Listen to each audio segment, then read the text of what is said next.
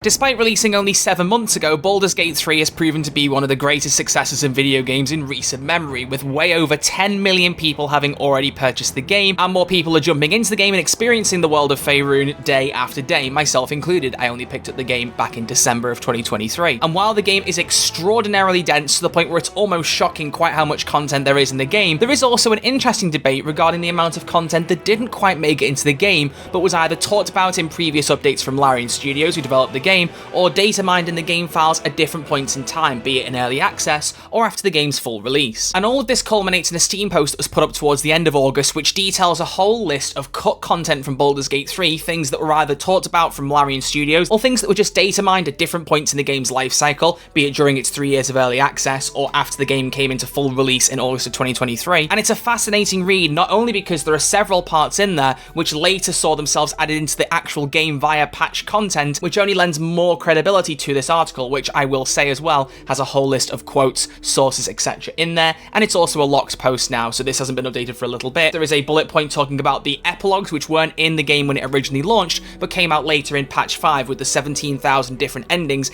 based on the different choices you made with different characters. And even later in the post, it's mentioned that there was some unvoiced lines where you talk to the actual god Bane, and that was just added in patch 6, where if you speak with Gortash, you get to have a quick conversation with Bane. So these things are being added to the game after the fact, and I think it makes it really interesting to therefore explore the things that are in this list that haven't yet been added, amended, or in any way referenced in the game. So without any further ado, welcome to the channel. My name is RedArcherLive, and today I'm diving into just some of Baldur's Gate 3's cut content.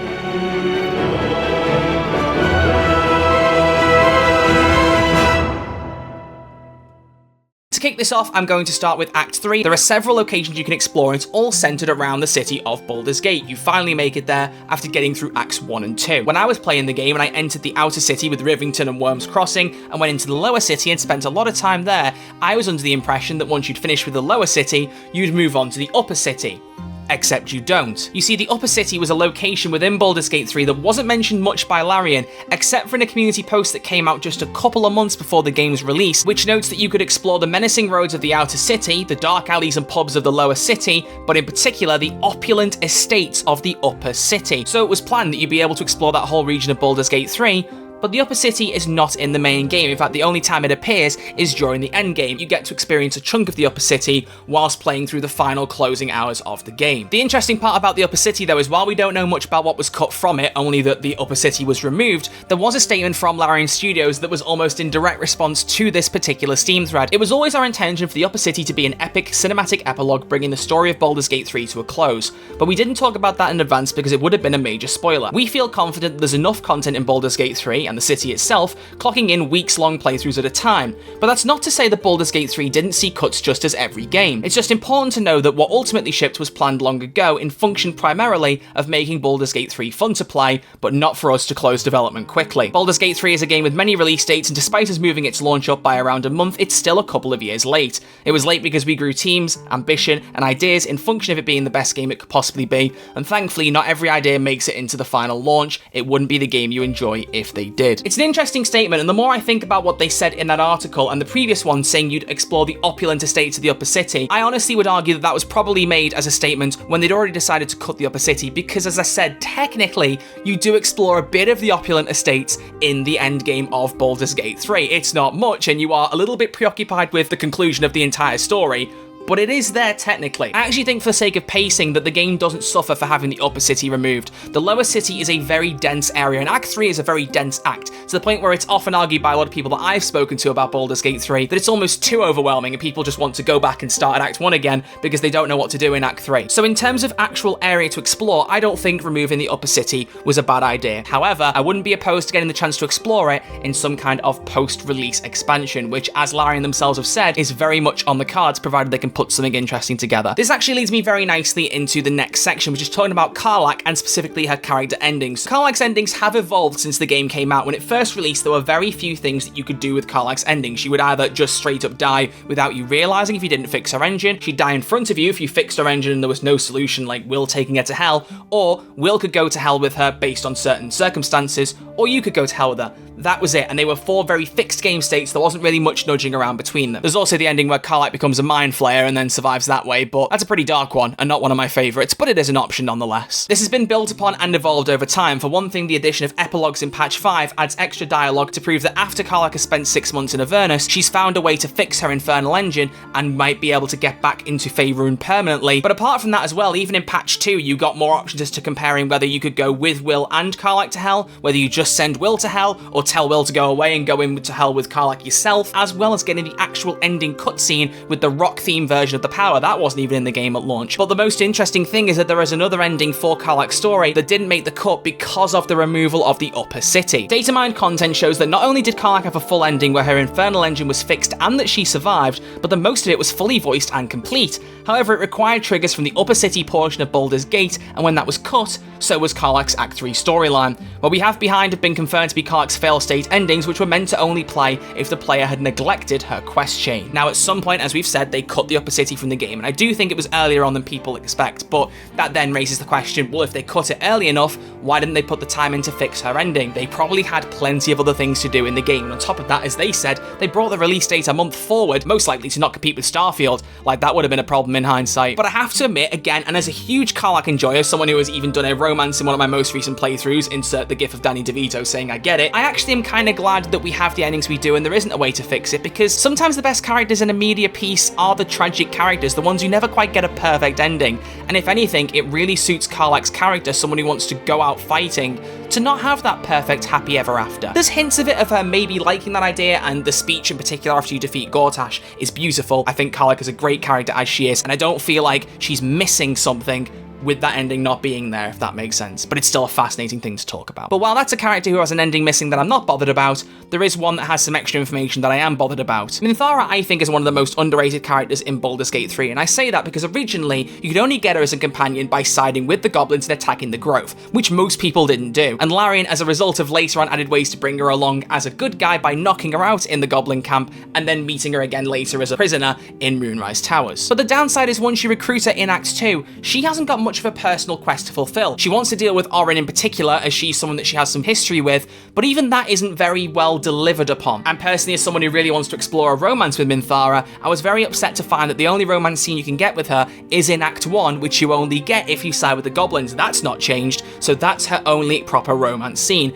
Beyond that, you can enter a relationship with her at the end of Act 2 / start of Act 3, but there's no real culmination to it. Not really that's worth noting. The only thing is, in the endgame, you can have already agreed with her that you're going to take control of the Absolute, and now, thanks to patch 6, she won't be enthralled. You two will rule the Absolute together as a couple. But that's not exactly a really satisfying ending with a great bit of oomph to it. So here's where things get interesting. Minthara was meant to have a much deeper story, including a pregnancy. These were likely cut due to Minthara being a late-stage addition to our roster, but dialogue lines remain in the game files that show that not only did Minthara have a lot more content for herself, but your other companions had a lot more to say about it. So, Minthara has one in the proverbial oven. I wonder if she bit the head off her mate after they'd done the deed. So first off, confirmation Minthara was a late stage addition, which helps account for some of the reasonings as to why she didn't have as much going on.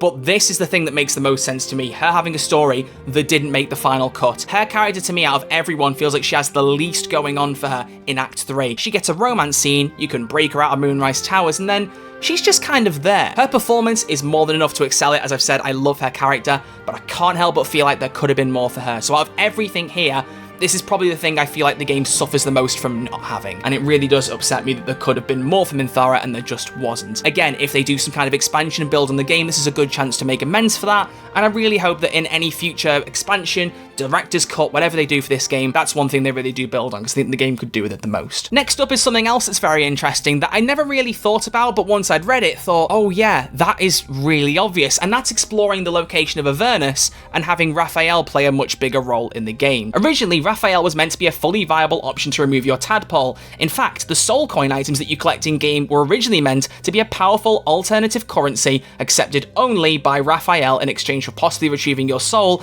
as well as a long list of of incredibly powerful artifacts from the House of Hope that would be sold by Raphael himself. Outside of that, Avernus was set to be an entire area of the game, meant to be fully explorable and similar to the size of the Underdark area of Act 1. It would be a source not only for soul coins, but other rare materials, highly difficult fights, and special content for Karlach. This is the wildest thing to me. So for one thing, soul coins, this makes complete sense. Soul coins only have a purpose right now to charge up Karlach's infernal engine and make her be a bit more effective in combat. Something that's almost, without sounding rude, so insignificant that I never remember to even use them. I just tend to sell them and get the gold off them. And that's coming from someone who's got a replica of one of the bloody things on his desk. The idea that soul coins had a much more potent use makes a hell of a lot of sense to me, and it's really a shame that it wasn't used. I'd be fascinated to know what the reactions would be if you actually used them to remove your tadpole, but also just giving Raphael a bit more time. I mean, that character is one of the best villains I've ever seen in a video game. He's fantastically written and performed, so any more of him would have been amazing. But I'm also fascinated by it saying you get a long list of incredibly powerful artifacts from the House of Hope.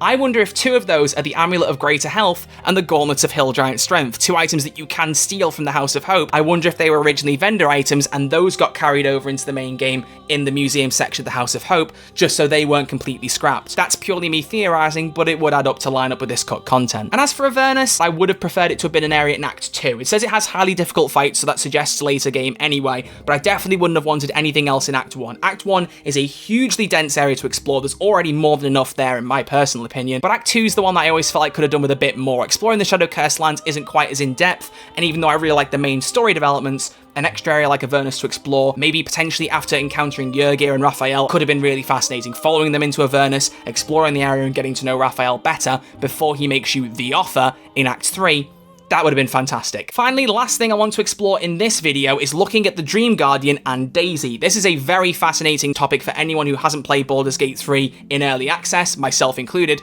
This was completely stunning to me. You see, originally the Dream Guardian was not a character in Baldur's Gate 3. It was one fully formed person called Daisy who had an entire plot set around her, and this was changed coming out of early access into the full game. Originally, Daisy was representative of the tadpole in your head, not the Emperor, and would attempt to seduce your character into staying in the meadow by the river with her forever. A happy life with an imaginary dream lover while your body underwent ceramorphosis and was lost to you forever. Daisy was such an important part of the plot that both of the game's theme songs, Down by the River and The Power, are based entirely upon Daisy. Datamind content also shows there was originally an ending where players would embrace a romance with Daisy and give themselves over to the parasite, forever leaving their individual consciousness down by the river with Daisy. This is insane to me. I mean, if you look up the lyrics of the songs, especially Down by the River, it really makes sense. From the perspective of someone who hasn't played with Daisy and hasn't seen it play out in any way, shape or form, I do think what we got with the Emperor was really interesting, but I don't see that there couldn't be a universe where Daisy and the Emperor coexisted, where Daisy was originally a manifestation and perhaps the Emperor would break through at some point and offer you the actual information and you choose to reject or accept it, a bit like Vlaakith saying that the Dream Guardian can't be trusted. There's different points where you can adapt on the story based on the choices that you make, and I think that could have been a really interesting one. Unfortunately, this is one that I can't really say much more on because it is just something that was completely removed and I've not seen it in execution, but I think it's a really fascinating one to end with because it offers an even darker ending than just being spotted and turned into a mind flayer by the Absolute, which can happen at several points in the game. But there you go, those are 5 of the most interesting pieces of Baldur's Gate 3 cut content. I don't want to make a video super long, and I have actually picked out another 5 to talk about in a separate video. So if you've enjoyed this discussion and offering my thoughts as a later edition player to the game, let me know if you'd like to see a part 2 because I've picked out 5 more pieces from this very interesting article to offer my thoughts on and build around. But thank you all very much for watching. If you have enjoyed this video, please do give it a thumbs up, I greatly appreciate it, and let me know if you'd like to see any more Baldur's Gate 3 content by dropping a comment down below. If you're new to this channel, this is my first time properly exploring this game outside of doing mainly payday content, and I'm quite excited to see what we can do going forward with this game. So thank you all for watching, much appreciated, and I'll see you all very soon with another video.